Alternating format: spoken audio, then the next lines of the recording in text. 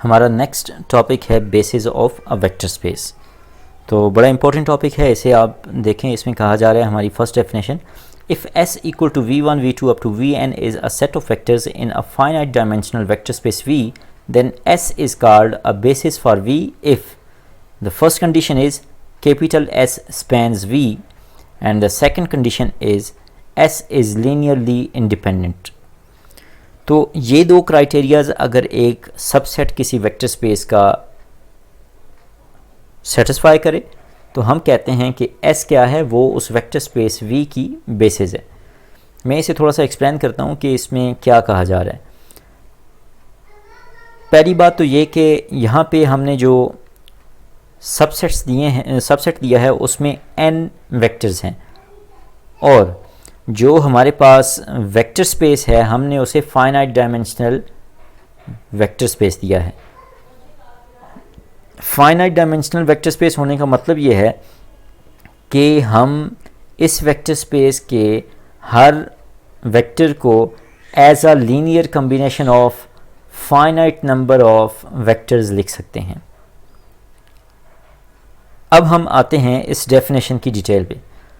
तो कहा जा रहा है कि ये जो सबसेट है S equal to v1 v2 up to vn, ये वेक्टर स्पेस v की बेसिस कहलाएगा अगर ये पहली कंडीशन सेटिस्फाई करे S स्पैन्स v और सेकंड कंडीशन है S is linearly independent. First condition का मतलब ये है कि वेक्टर स्पेस v का हर vector as a linear combination of the vectors of S लिखा जा सके, कि कोई ऐसा वेक्टर v का ना हो कि जो हम S के वेक्टर्स के लीनियर कम्बिनेशन में ना लिख सकते हैं।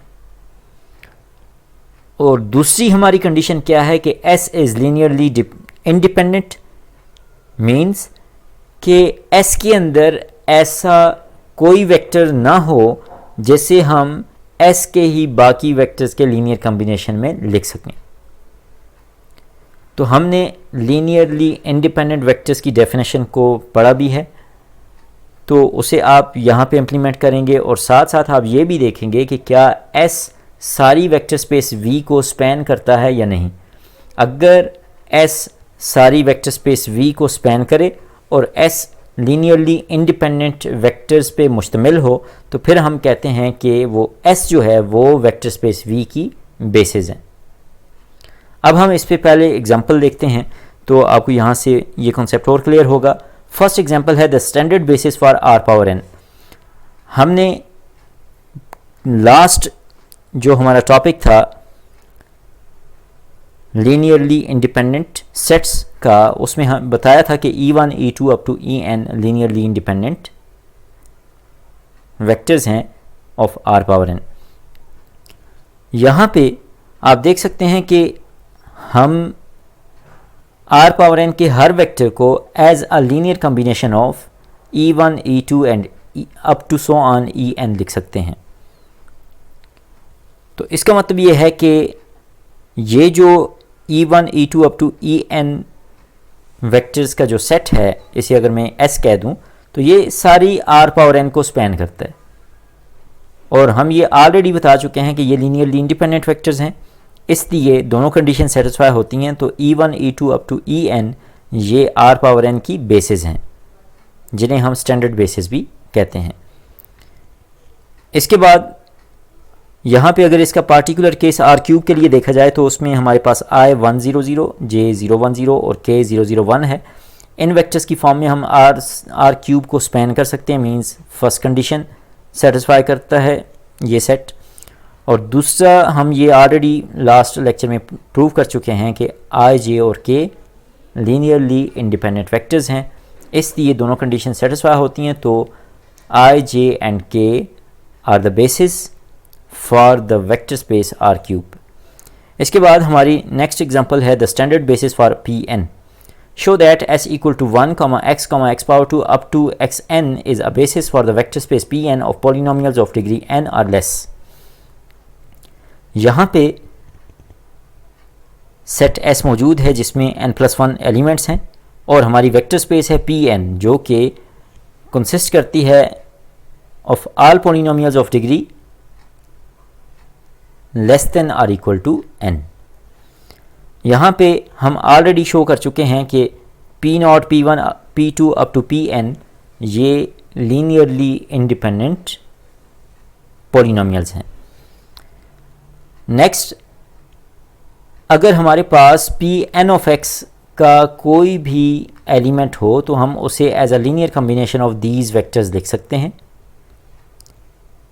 फॉर एग्जांपल, अगर पी एन का एक एलिमेंट है जो कि है x power 7 minus 54 times x power 100,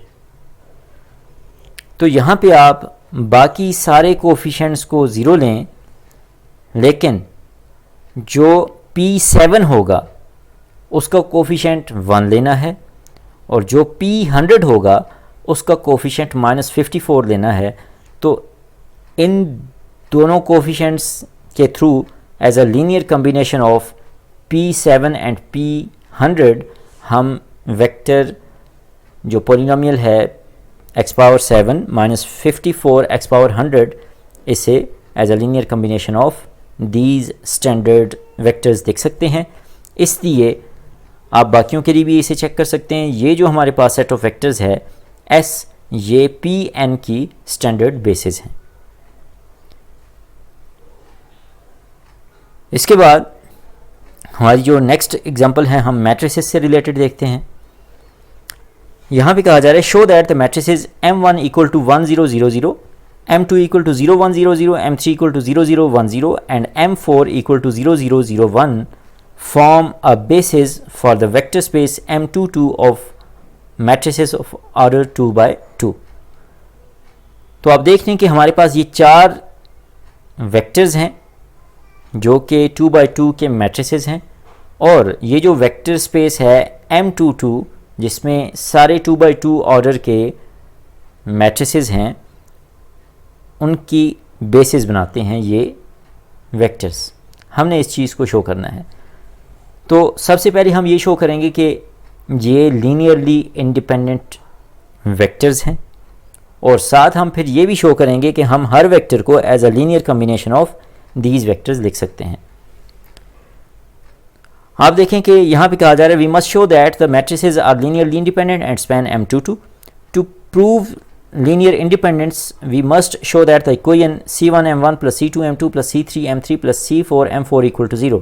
तो ये हमारी वो लीनियर कम्बिनेशन वाली इक्वेशन है। इसका जस्ट ट्रिवियल सोल्यूशन होना चाहिए कि C1 C2 C3 और C4 सारे 0 के इक्वल हों।